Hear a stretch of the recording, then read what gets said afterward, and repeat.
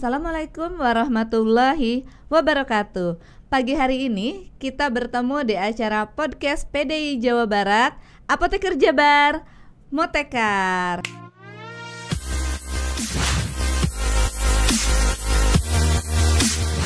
Nah, di sini sudah hadir narasumber kita, yaitu Profesor Apoteker Nasrul Watoni. Panjang sekali ya di sini. Gelarnya SSI, MSI, PhD. Apa kabar, Prof? Baik. Saya panggilnya Kang Nasrul aja nggak apa-apa ya? Kang Nasrul, biasanya Kang Arul bisa. Kang Arul, apa oh iya boleh. Boleh. Yang penting nggak perlu lah di sini profesor nggak perlu. Iya, di sini pun kita seperti biasa memberikan informasi-informasi dan juga insight terkait dengan pertama apoteker, yang kedua adalah kefarmasian. Nah, karena di sini adalah yang hadirnya merupakan peneliti yang handal, otomatis yang akan kita tanyakan adalah terkait dengan penelitian kefarmasian yang menunjang terhadap peningkatan hidup atau kualitas hidup dari masyarakat ya. Nah, sebelum itu saya akan bacakan dari kurikulum vitae-nya Kang Nasrul nih.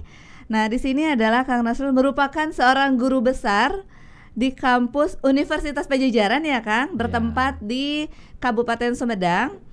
Nah, di sini saya lihat juga riwayat pendidikan terakhirnya yaitu S3 dari Kumamoto University dengan bidang ilmunya adalah Physical Pharmaceutics pada tahun 2014 sampai dengan 2017. Nah, di sini pun nanti Kang Nasrul ceritakannya terkait dengan pendidikannya seperti apa, karena kita pun ingin mengetahui apa saja yang akan kita tempuh bila kita ingin berkuliah di luar negeri. Itu yang pertama ya, Kang. Yang kedua terkait dengan penelitian, karena di sini saya lihat banyak sekali jurnal yang dilakukan oleh Kang Nasrul sendiri, dan ada pun penelitian di sini juga related dengan dikti. Ada juga banyak sekali ya dengan dikti, ada juga dengan riset lainnya seperti riset fundamental dari kampus Universitas Padjadjaran, dan ada jurnal-jurnal internasional.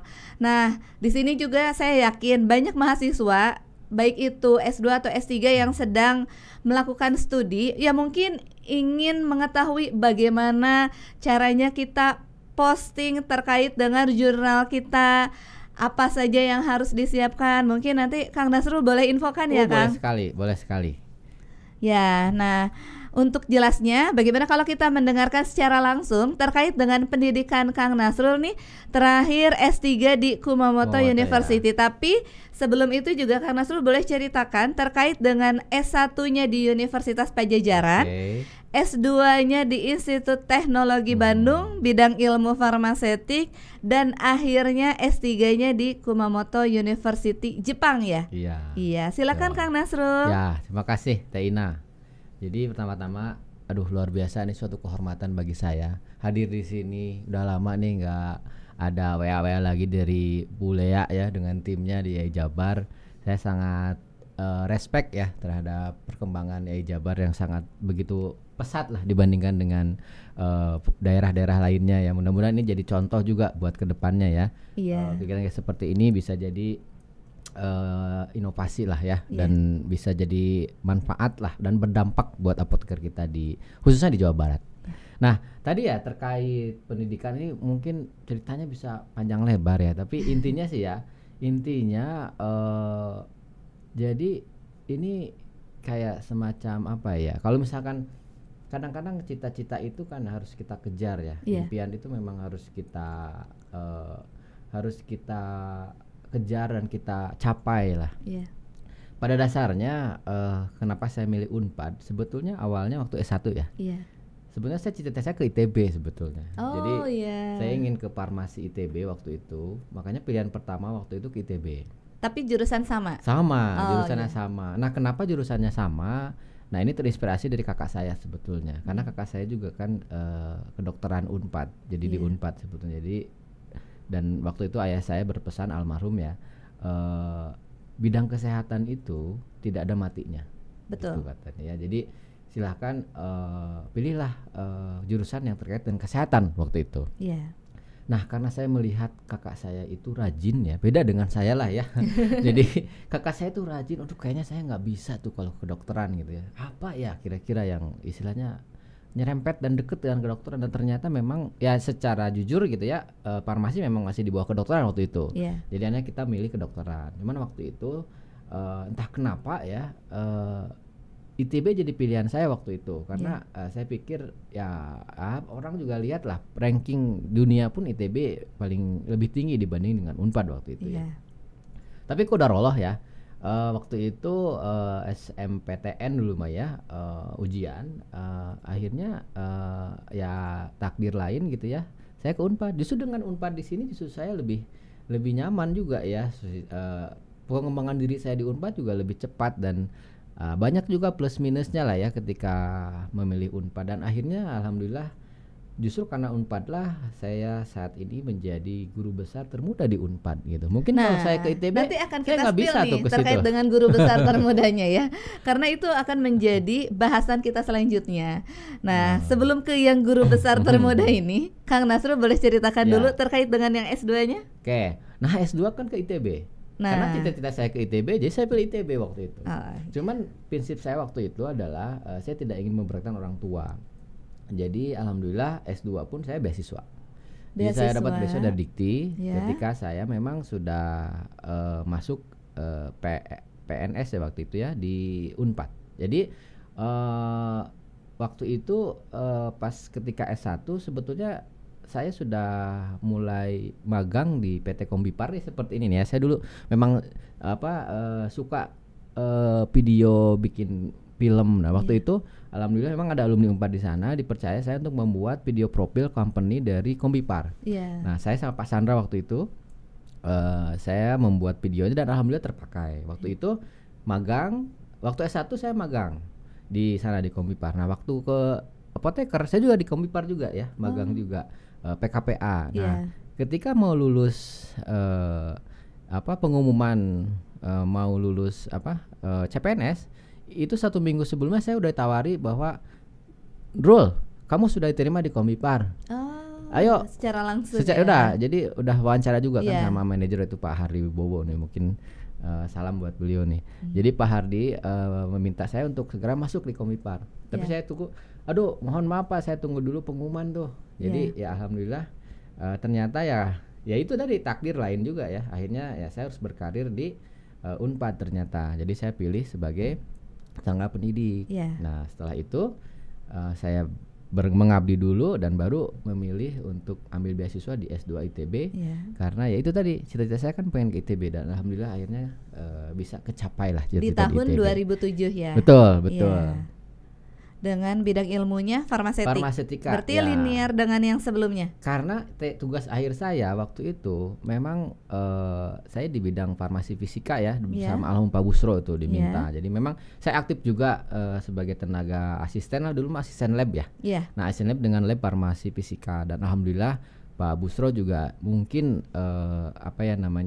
bekerja sama dengan saya dan istilahnya dipromosikan lah, dan atas rekomendasi beliau juga sebetulnya lewat lab farmasi fisika ini. Makanya sampai sekarang juga lab untuk mengajar juga tetap di farmasi fisika. Nah, di sini saya lihat di tahun 2014 ya Kang. Di sini baru mulai kuliah S3 di Kumamoto. Jangan-jangan itu LPDP bukan? Nah, ini ceritanya juga sama. Ceritanya seperti ini. LPDP waktu itu belum seheboh sekarang. Waktu itu LPDP baru mulai ada, dan memang LPDP itu dengan Dikti terlihat lebih profesional sebetulnya LPDP waktu itu. Nah, waktu itu saya mengambil Dikti, kenapa ya? Karena waktu itu kan yang harus kita pikirkan dulu, kita mau kuliah di mana gitu ya. Nah, menarik sih sebetulnya ya, pas awal-awal saya sih cita-citanya mau ke Eropa waktu itu. Cuman saya sadar diri Taina, saya kan orang Tasik dari daerah, bahasa Inggris juga bahasa Inggris Tasik ya. Jadi waktu wawancara dengan orang Belanda tuh ya, dia juga baik sih orangnya ya, alhamdulillah. Jadi memang nyerempet bahwa istilahnya harus improve, language saya harus diimprove katanya ya. Saya juga sadar diri, wah mungkin saya belum saatnya nih ke Eropa gitu ya. Nah akhirnya di mana ya negara maju ya, tapi nggak jauh-jauh lah dari Indonesia. Nah saya justru tergambar Jepang. Nah akhirnya di Jepang itu saya juga kan harus email dulu ya, cari promotor ya. Jadi saya cari promotor dulu. Waktu di Jepang itu justru saya cari daerah dulu. Karena waktu itu di Jepang itu lagi ada tsunami kalau nggak salah, yang Fukushima itu, yang Sendai itu. Oh iya. Nah jadi saya mencari daerah di Jepang yang jauh dari tsunami. Waktu itu saya coba cari profesor dan mulai cari riset-riset yang korelasi dengan saya. Waktu itu S2 saya kan terkait iontoporesis. Nah saya cari keywordnya iontoporesis, terus kemudian ketemulah beberapa kandidat profesor lah. Nah ada yang Kumamoto, ada yang dari Tokyo, dari mana. Nah saya Kumamoto, apa nih Kumamoto, saya cari, ini lumayan nih, jauh dari pantai, saya lihatnya seperti itu. Ya udahlah saya coba email. Nah ternyata yang menjawab nggak semuanya menjawab. Nah yang Kumamoto ini yang menjawab profesornya. Dan dari situ baru saya mencari beasiswa. Nah waktu itu beasiswanya kalau LPDP kalau nggak salah harus top 100 dunia atau berapa dunia lah, nggak tahu akhirat ya. Pokoknya itu sangat istilahnya rada rumit lah kalau ke sana waktu itu. Akhirnya saya propose di Beasiswa Dikti waktu itu. Dan waktu itu di tahun 2014 itu lumayan ya, istilahnya siapa yang mau insya Allah keterima lah gitu. Beda kalau sekarang ya. Kalau sekarang itu ya alhamdulillah ya banyak yang ingin, banyak peminatnya gitu ya. Jadi kompetitornya ya kitanya harus lebih giat lagi lah kalau sekarang. Waktu itu tinggal kita mau aja insya Allah gitu. Beasiswa insya Allah dapat. Dan waktu itu alhamdulillah mulai Beasiswa Dikti dan akhirnya di Jepang lah. Dan saya pikir banyak orang juga kalau di Jepang itu kan bukan native speaker ya. Dan saya juga ke sana ternyata alhamdulillah banyak juga yang nggak bisa bahasa Inggris itu. Jadi bahasa saat pembelajarannya pakai bahasa apa? Jadi bahasa Inggris sebetulnya. Bahasa Inggris. Cuman bahasa Inggrisnya juga istilahnya sama dengan kita yang belajar bahasa Inggris gitu. Beda kalau kita ke Eropa, orang dia sehari-hari pakai bahasa Inggris gitu kan. Jadi ya itulah sulitnya tuh di sana. Jadi akhirnya saya pede gitu. Nah dengan pede itu ya belajar alhamdulillah bahasa Inggris juga saya bisa meningkat itu. Jadi sambil belajar, karena sebetulnya saya terinspirasi dari bapak saya juga. Bapak saya waktu itu kuliah S2 beasiswa di Amerika. Nah jadi memang bahasa Inggrisnya juga kurang, tapi dia belajar bahasa Inggris sambil pergi ke sana gitu. Makanya saya seperti itu. Jadi alhamdulillah akhirnya memilihlah Kumamoto gitu. Nah berarti itu adalah beasiswa dari Dikti ya. Dari Dikti. Nah setelah selesai kuliah S3 berarti kembali lagi ke kampus. Dikarenakan harus berbakti juga ya, karena setelah menuntut ilmu di sana. Gini ya, mungkin ini salah sedikit pesan juga ya buat teman-teman apoteker yang memang berkarir di dunia pendidikan. Jadi jangan menunda kuliah S3. Kenapa? Karena S3 ini jadi titik tolak kita dalam menemukan topik riset berikutnya gitu. Jadi kepakaran kita itu muncul sebetulnya ketika kita di S3. Jadi walaupun misalkan S1, S2 gitu ya. Nah, ini kan linearitasnya ada dan kita perkuat di S3 ini. Nah, disitulah saya ketika pulang dari S3 itu saya sudah bertekad bahwa saya harus mengembangkan ilmu saya harus menerapkan dan berdampak kepada lingkungan lah minimal gitu ya, dan juga di Unpad sendiri terkait topik yang saya risetkan. Waktu itu topik saya terkait polisakarida alami gitu ya. Nah disitulah mulai kita kembangkan untuk sediaan di Indonesia nantinya. Gitu. Jadi sebaiknya untuk penelitiannya yang S2 dan S3 ini lebih mendalaminya di S3 ya, dan berkelanjutan betul. Penelitiannya. Karena kalau secara kepangkatan jabatan fungsional untuk dunia pendidikan nanti akan diperiksa terutama untuk yang dari lektor ke lektor kepala atau lektor kepala ke profesor ke guru besar itu akan dipastikan bahwa publikasinya itu linear dengan kepakaran yang ada atau kepakaran yang dimiliki. Nah, ketika kepakarannya tidak sesuai dengan publikasi yang nanti dijadikan syarat khusus, itu otomatis tidak bisa naik pangkat gitu, naik jabatan fungsional ya. Nah, di sini pun saya lihat ya banyak sekali penulisan artikel ilmiah di 5 tahun terakhir ya. Ini saya lihat sebenarnya ini publikasinya internasional semua nampaknya. Ya, jadi kalau publikasi jujur ya sebetulnya saya prefer ke internasional. Kenapa? Karena bukan menganaktirikan di jurnal nasional ya. saya lihat jurnal nasional juga sekarang sudah profesional ya. Jadi sudah ada yang lihat submitnya tanggal berapa, reviewnya tanggal berapa, kemudian publish tanggal berapa, itu udah jelas. Nah, ketidakpastian itulah yang saya coba untuk memindahkan, dan karena kan levelnya juga lebih tinggi jurnal internasional gitu. Betul. Jadi kenapa nggak jurnal internasional sekaligus gitu kalau kita mampu gitu ya, daripada nasional. Makanya kalau nasional itu saya biasanya melihat istilahnya output yang kita keluarkan itu kan terkait dengan riset yang ada di kampus ya. Nah, biasanya mengerjakan riset itu kan mahasiswa.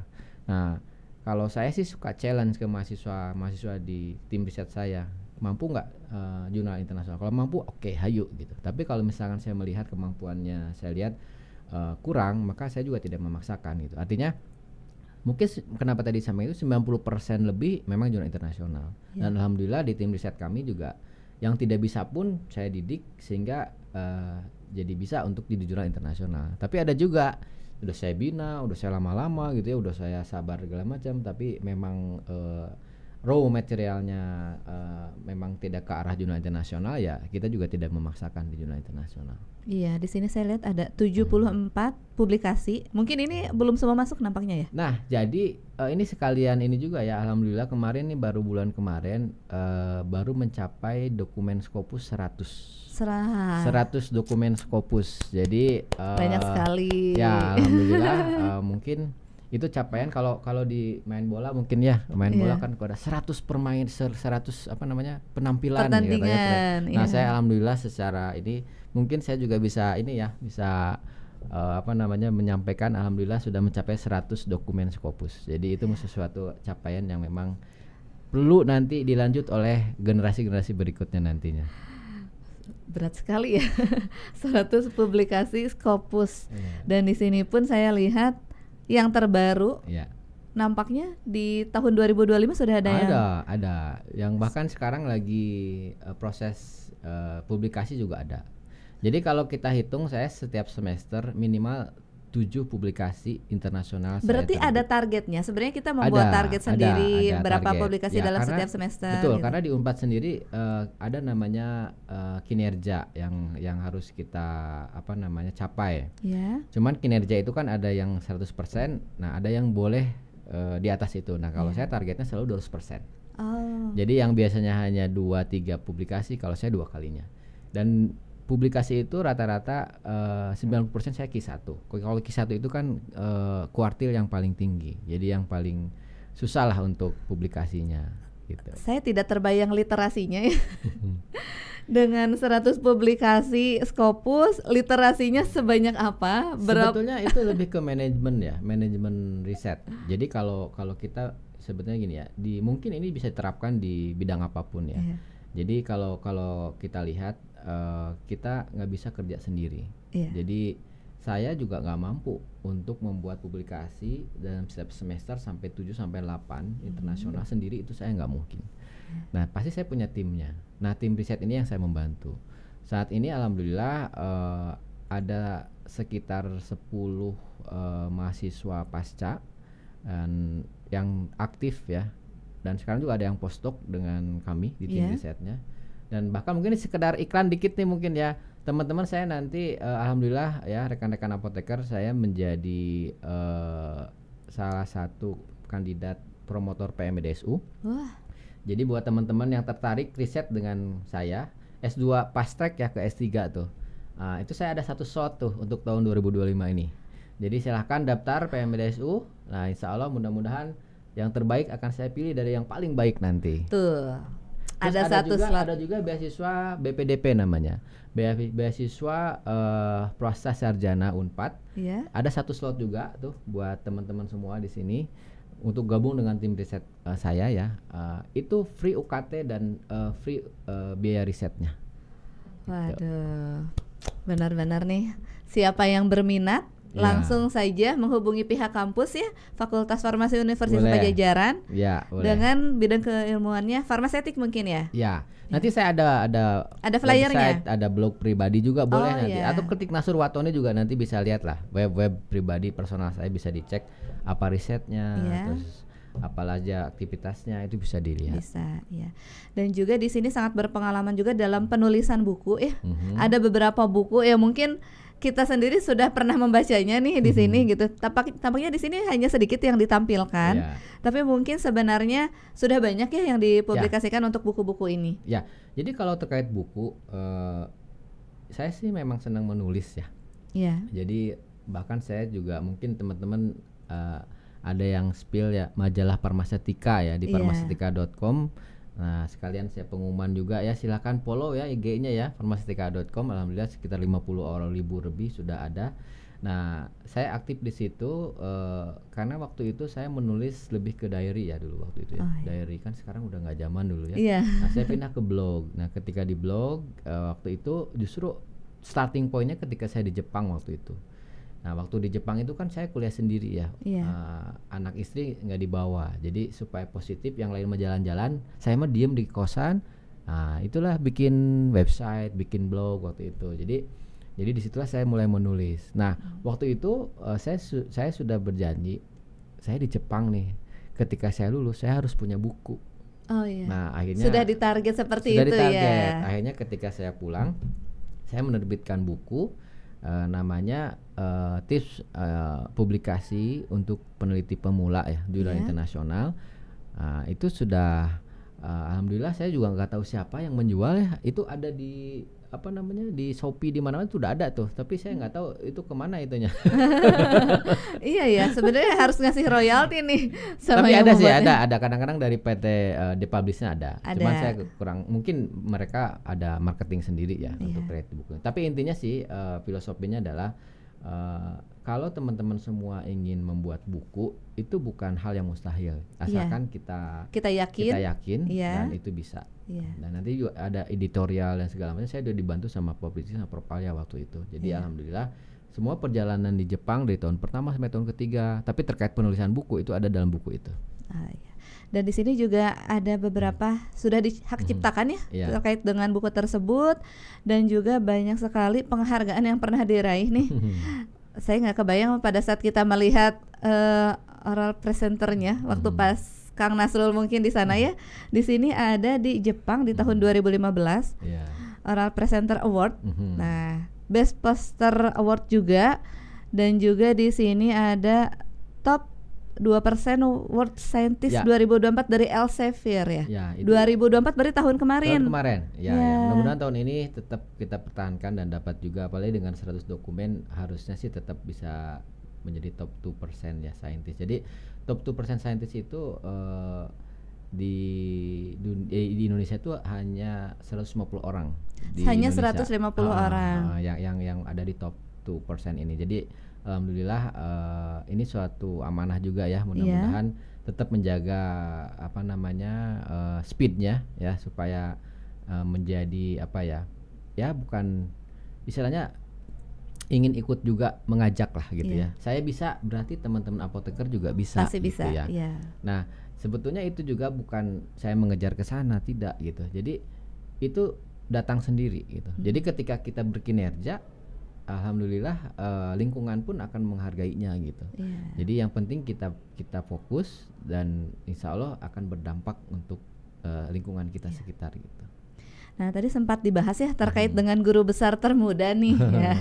Saya juga sangat amazing ya, maksudnya dengan usia yang sangat muda bisa menjadi seorang guru besar.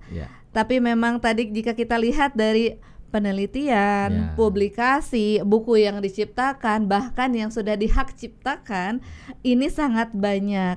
Nah, pada saat pertama kali dilantik menjadi guru besar, mungkin kan ini ada tahap-tahapannya dulu nih.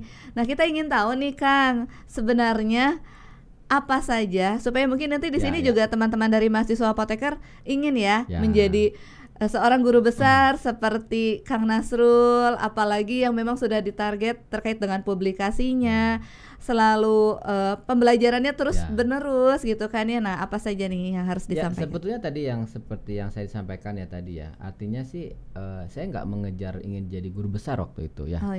Karena ya alhamdulillah sistem di Unpad sendiri sudah mulai berubah. Artinya kan untuk mengajukan guru besar itu kan harus sebelumnya ya harus di approve atau harus disetujui di unit kerja, yaitu di fakultas. Terus nanti juga harus di ACC juga di universitas gitu. Nah, artinya kan kita harus bekerja sebaik mungkin di unit kerja ya, supaya supaya supaya terlihat bahwa bersungguh-sungguh juga nih gitu ya. Nah, kalau kita berbuat masalah di unit kerja, otomatis kan nggak bakal disetujui juga ya di fakultas maupun di universitas. Itu yang pertama. Yang kedua, konsistensi ya. Jadi konsistensi ketika kita meriset ya, kita punya kepakaran dan tim riset. Terus kalau saya sih selalu berpikir bahwa suatu penelitian itu jangan sampai hanya berakhir di perpus. Oh iya. Ya, kalau di perpus berarti yang bermanfaat buat siapa? Buat orang-orang yang datang ke perpus gitu. Betul. Kan ya. Tapi kalau perpusnya nanti risetnya kita publikasiin, otomatis kan banyak yang membaca. Bahkan dunia juga bisa melihat dan bisa mensitasi kita. Nah, artinya kita dalam setiap proses riset itu sekarang itu pasti berujung dengan publikasi. Nah, itu yang kedua. Nah, berikutnya kita harus melihat juga dong, berstrategi ya. Namanya juga, kalau walaupun saya misalkan memang tidak terobsesi, tapi setidaknya kalau ada kesempatan kenapa tidak? Kenapa gitu. tidak? Nah, waktu itu alhamdulillah waktu rektornya Prof Rina, ini terima kasih juga buat pimpinan waktu itu, ada sistem secara online yang memperbolehkan atau yang memperlihatkan eligible dan tidaknya. Saya juga merasa kaget waktu itu, karena saya menjadi yang termuda waktu itu. Loh, kok ada nama saya di situ, gitu kan? Nah, saya juga men-challenge saya dan saya men-challenge universitas juga nih.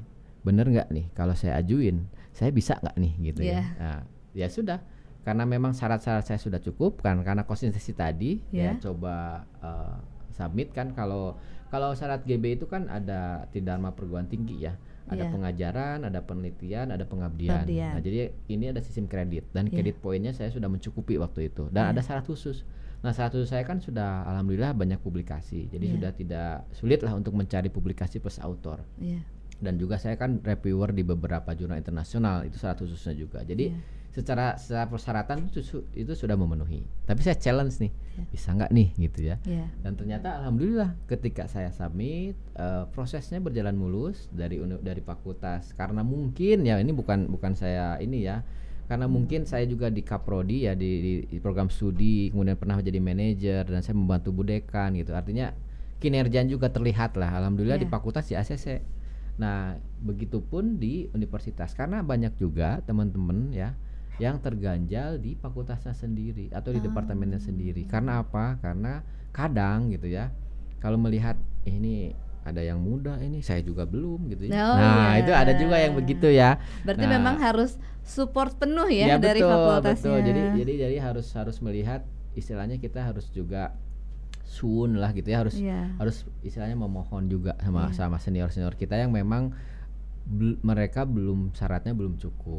Jadi istilahnya ya kita harus punya inilah, istilahnya kalau di Sunda mah apa ya, harus punya etika ya. Tapi kan ya memang kalau sudah saatnya kenapa enggak. Nah, akhirnya alhamdulillah, dan ketika di Dikti pun memang ada satu kali revisi, dan revisinya bukan terkait kredit tapi terkait tugas tambahannya. Dan itu udah disubmit alhamdulillah waktu itu sebulan sebelum ulang tahun saya. Jadi 40 tahun kurang lah, 39 tahun. Jadi umur saya kan Mei ya. Ini SK keluar April. Berarti tahun 2022. Ya intinya saya ketika saya umur mau 40 lah. Jadi bisa dikatakan 40 kurang sebulan gitu. Dan waktu itu menjadi yang termuda sampai saat ini, memang termuda. Masih waktu termuda itu. Cuman kalau sekarang kan ada Prof Ivan ya. Nah, Prof Ivan lebih muda tuh dari saya setahun. Tapi pengangkatannya waktu itu waktu usianya masih tetap saya waktu 39. Ya, kalau Pak Ivan sekarang udah Pak Ivan kan 40 ya sekarang. Lebih. Berarti di tahun 2022 Kang Nasrul ini sudah menjadi guru besar. Alhamdulillah waktu itu. Jadi memang rezeki mungkin ya. Itu saya juga bersyukur dan banyak yang support. Artinya bukan saya sendiri. Jadi penghargaan menjadi guru besar itu bukan atas saya sendiri berusaha ya. Banyak yang mensupport. Banyak dari keluarga, dari para senior gitu ya. Dan itu sangat mensupportnya gitu. Jadi suatu inilah suatu anugerah. Nah, alhamdulillah ya. Nah, di sini sebelum saya masuk ke pesan untuk para apoteker, ada satu lagi yang menarik, yaitu adalah Kang Nasrul ini adalah ilmuwan dalam World Top 2% Scientist 2024 berdasarkan Stanford University dan Elsevier ya. Nah, boleh diceritakan nggak Kang? Soalnya saya pernah nih, saya juga beberapa kali baca terkait dengan jurnal-jurnal yang ada di Elsevier itu. Nah, bagaimana nih terkait dengan penghargaan yang didapatkan? Ya, alhamdulillah ya, ini juga ya tadi ya istilahnya tidak menyangka juga. Jadi menjadi salah satu saintis ya di top 2% ini. Jadi tidak semua bisa masuk ke sini. Ini tuh sebetulnya secara statistik ya dihitungnya. Jadi tidak hanya sekedar publikasi, tapi publikasi ini dihitung juga dampaknya atau citasinya itu berapa. Nah, si Elsevier ini punya tool sendiri yang menghitung gitu ya. Nah, hanya 2% orang yang terlihat berdampak sedunia ini itu yang dibuat atau di announce memiliki top 2% scientist ini. Jadi bukan dari kuantitas banyaknya publikasi. Nah, bukan hanya itu. Tapi publikasi ini kita bukan hanya sekedar terbit. Banyak nggak dibaca nih gitu. Banyak nggak disitasi orang gitu. Nah, sitasi orang ini yang dihitung oleh Elsevier ini. Dan alhamdulillah dari 100 dokumen yang saat ini ada, sitasi saya terus meningkat. Berarti pada saat kita publikasi internasional itu dari pihak apa ya sebutannya kalau Elsevier tuh? Ya, publisher lah. Publishernya berarti bisa melihat berapa jumlah orang yang mereview atau melihat membaca di setiap periodenya seperti itu ya Kang. Jadi selain itu kan kan kalau jurnal itu terbit satu, nanti yang orang lain terbit lagi itu di bawah jurnal itu ada referensi. Iya betul. Nah, referensi ini mensitasi jurnal-jurnal saya. Nah, ketika semakin banyak yang jurnal saya, otomatis kan banyak membaca jurnal saya. Iya betul. Dan melihat bahwa jurnal saya ini berdampak nih buat penelitian selanjutnya. Nah, itu yang dilihat dari si publisher Elsevier ini. Iya, baik. Ya, berarti semakin banyak tadi ada 120 penelitian yang sudah dipublikasi dan citasi oleh orang lain pun semakin banyak juga ya. Nah, dari situlah Kang Nasrul di sini mendapatkan award terkait dengan World Top 2% Scientist 2024 dari Stanford University. Semoga nanti dapat lagi ya Kang ya. Saya yakin nih, apalagi tadi sudah ditarget yang tadinya 2 publikasi jadi 7, saya 1 aja belum. Sebenarnya ada cerita lain nih. Jadi kan dalam dunia riset ya. Ada namanya riset dan hilirisasi. Ini dua hal yang tidak bisa dibedakan sebenarnya, bisa digabungkan. Dan setiap riset itu ada namanya TKT, tingkat teknologi ya, capaian teknologi lah, kinerja teknologi. Semakin TKT-nya tinggi, maka dia bisa dikatakan bahwa risetnya tuh mudah diaplikasikan. Nah, saat ini karena capaian riset saya sudah alhamdulillah ya sudah dihargai lah. Nah, saya sekarang sedang menuju proses hilirisasi. Dan alhamdulillah mohon doanya nih tahun ini saya mendapat dukungan dari BRIN untuk mengembangkan produk saya yang pertama namanya Ulkeosan. Ulkeosan itu adalah semacam obat sariawan. Nah, obat sariawan ini nanti dalam bentuk plester. Dan plester ini bisa dalam bentuk hidrogel film ya. Jadi biodegradable dan dia akan ditambahkan semacam propolis di dalamnya. Nah, itu nanti insya Allah ya mohon doanya aja. Ini mungkin dari proyek Kedareka dulu ya. Nah, ini akan diuji untuk izin edar dari alat kesehatan. Mudah-mudahan lancar. Jadi nanti teman-teman semua, teman apoteker semua di sini nanti ada produk yang bisa berdampak ya buat kesehatan masyarakat, khususnya untuk pengelolaan sariawan. Semoga produknya cepat rilis ya. Amin. Karena kita penasaran nih, baru kali ini ada produk untuk sariawan tapi bentuknya hidrogel. Selama ini produk sariawan, karena saya di retail, yang saya ketahui adalah tetes. Iya, drop. Salep kalau enggak. Iya, kalau enggak salep, kalau enggak obat kumur seperti itu. Ini sangat terbaru, ini inovasi yang sangat terbaru yaitu berupa hidrogel. Semoga produknya segera launching. Amin. Ya. Lalu legalisasinya BPOM-nya lancar? Kalau legalisasinya kebetulan kita sudah berkomunikasi dengan BPOM. Nah ini juga ada cerita lagi. Jadi ketika kita meriset sesuatu, memang di awal kita selalu berpikir obat. Betul. Obat itu susahnya adalah kita harus uji klinik nanti. Betul. Ada tahap 1, 2, 3, dan 4. Ternyata di Indonesia ini ya, ketika kita sudah mencoba ya untuk mengeksplorasi TR atau obat tradisional, atau kosmetik, atau MD atau suplemen ya, itu lebih istilahnya lebih cepat lah untuk kita hilirisasi dibanding untuk ke arah obat. Makanya ini yang setelah kita konsultasi dengan BPOM, plester ini bisa masuk ke kategori alat kesehatan. Jadi mudah-mudahan nanti Alkes akan segera keluar izin edarnya. Kemarin sudah kita submit, tapi ada beberapa data yang perlu diverifikasi, termasuk ada uji farmakodinamik sama uji lagi. Nah, uji itulah yang akan kita lengkapi. Mudah-mudahan lancar. Semoga produknya cepat ada di pasaran. Amin. Dan banyak yang mempergunakan. Karena memang ini menurut saya ini produknya sangat menarik ya gitu. Karena beda dengan yang lainnya. Dan kita juga pasti dengan adanya produk cara penggunaannya yang baru berbeda dengan yang lain, kita selalu penasaran nih, biasanya seperti itu. Dan kita juga yakin, apalagi karena Nasrul yang melakukan penelitian, hasilnya dari setelah kita menggunakan produk tersebut pasti akan sangat berkhasiat ya. Nah ini untuk yang terakhir kalinya, karena di sini juga kita penontonnya bukan hanya apoteker ya Kang, tapi ada juga mahasiswa, ada mahasiswa S1, ada yang sedang melanjutkan mahasiswa S2, bahkan mungkin ada yang sedang akan melanjutkan kuliah S3. Nah pesan dari seorang guru besar termuda nih, bagaimana kepada mahasiswa kita nih yang supaya saya melihat ya di sini publikasinya banyak gitu ya, dan juga saya yakin kita melihat hasil ya, mungkin melihatnya mudah, padahal mungkin Kang Nasrul ini kan pada saat proses berjalan mengikuti perkuliahannya, penelitiannya pasti ada kendala ya. Nah, pesan apa dari Kang Nasrul, seorang guru besar termuda nih di Universitas Padjadjaran, kepada para mahasiswa yang sekarang akan kuliah ataupun sedang melanjutkan studinya supaya lebih baik lagi? Silakan Kang. Teina, simple sebetulnya. Jadi yang penting teman-teman semua di sini ya punya tujuan. Ada target, berarti harus ada target dulu. Target jangka panjang, target jangka pendek. Apakah itu perlu dibuat timelinenya atau misalnya kita target nih semester pertama ini apa yang harus diselesaikan misalnya? Target jangka pendeknya kalau saya pribadi itu dirinci lagi, target bulanannya apa, target hariannya apa. Ketika saya nanti mau misalkan nih hari ini saya mau podcast nih ke sini, target saya mau ngapain sih hari ini? Betul. Jadi harus punya target per hari juga. Nah per hari di breakdown per minggu, mungkin nanti per bulan dan nanti per tahun.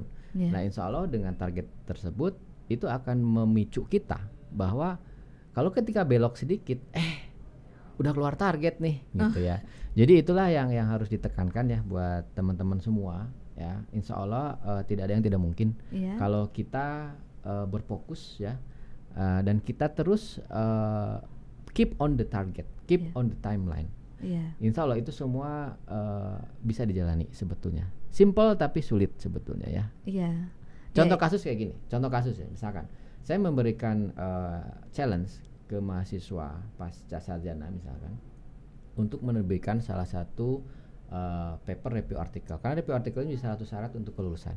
Betul. Di paper artikel ini saya minta challenge-nya sama mahasiswa buat timeline. Jadi timeline-nya tergantung dari mahasiswa itu sendiri. Ada yang cepat, ada yang lambat. Itu saya angkat tangan karena saya juga bisa melihat nih kinerja masing-masing mahasiswa itu beda-beda. Ada yang giat ya, cepat gitu ya, lulus. Ada juga yang nyantai gimana. Tapi dengan target yang sudah kita tentukan, kalau saya melihat saya dapat ada si A nih gitu ya. Oh, ini targetnya gini nih. Jadi saya juga nyantai nih gini. Jadi tergantung mahasiswanya juga. Saya tidak selalu memastikan. Tapi yang penting target maksimalnya itu kita sudah tahu. Oh, ini harus lulus ini harus beres di sini. Ini harus beres di sini gitu. Jadi memang beda-beda. Setiap orang itu akan memiliki karakteristik yang berbeda dan kita itu nggak bisa memaksakan mahasiswa untuk istilahnya mengikuti apa yang kita mau. Betul. Tapi kita harus tahu dulu maunya dia apa sih. Gitu. Nah itu mungkin salah satu tips ya untuk dosen mungkin ya, agar bisa memanage tim risetnya atau tim yang nanti bisa membantu publikasi kita.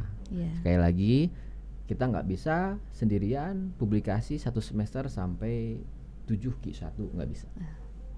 Tetap harus ada bekerja sama dalam tim. Iya. Nah berarti ini kan targetnya pun dibuat sendiri oleh mahasiswa tersebut. Betul. Disesuaikan dengan cara atau tekniknya masing-masing, sehingga ketika kita membuat target sendiri kita yakin bahwa kita bisa mencapai target tersebut. Tapi kita kasih tips, kita kasih masukan. Yang tadinya membuat manuskrip itu lama, nah saya punya triksnya dan tipsnya itu. Jadi harus gini. Nah itu mungkin satu podcast lagi ya nanti.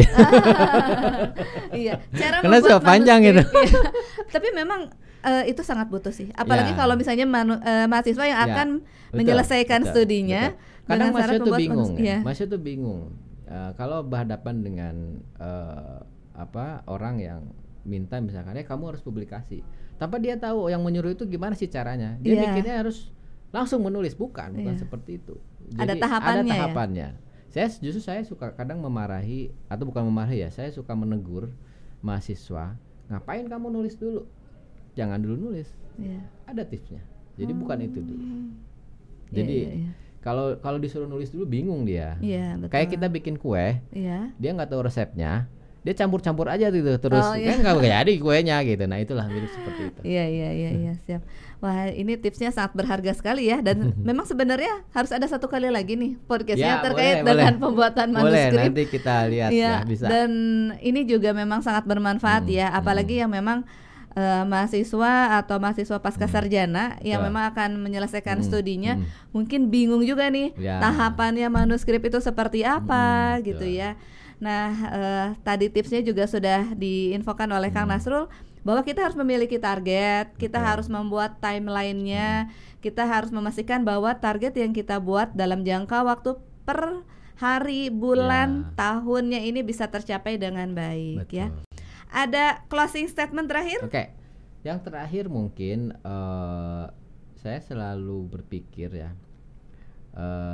setiap pengalaman itu pasti ada manfaat atau pasti ada hikmah. Nah, hikmah ada pembelajarannya. Nah, pembelajaran itu yang harus kita coba terapkan di kehidupan kita sehari-hari. Misalkan ketika saya ke Jepang, ya di Jepang itu dia itu lebih menghormati waktu. Ya, disiplin. Ternyata dari situ tuh ada hal-hal yang memang membuat kinerja kita meningkat dengan disiplin gitu. Nah, itu salah satunya. Nah, yang kedua misalkan di Jepang tuh bersih gitu ya.